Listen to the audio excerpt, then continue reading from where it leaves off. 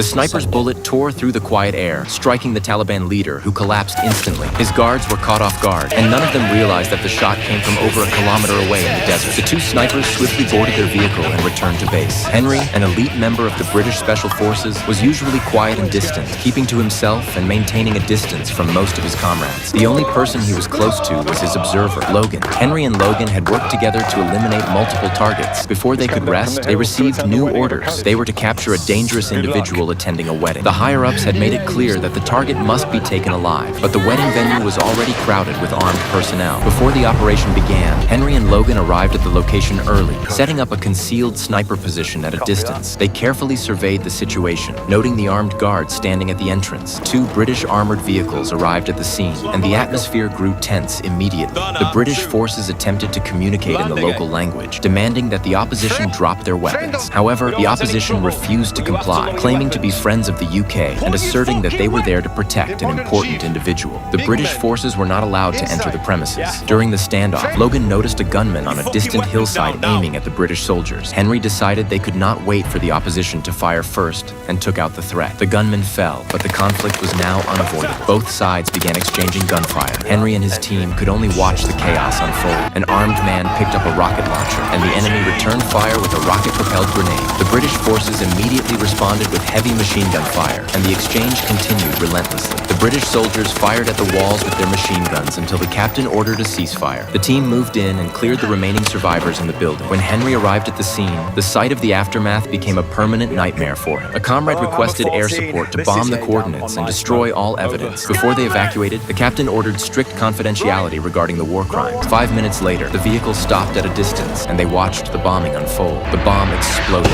leveling the target, but the deafening blast didn't make them feel guilty. Amid the laughter of his comrades, any remaining sense of humanity vanished. Henry's face darkened. He couldn't condone such actions, but he couldn't walk away either. Sometime later, the team was assigned another mission to eliminate a Taliban leader. On the way, Henry sensed something unusual. He was the first to get out of the vehicle and pointed to a distant mound of dirt that was reflecting light. The entire team went into alert mode.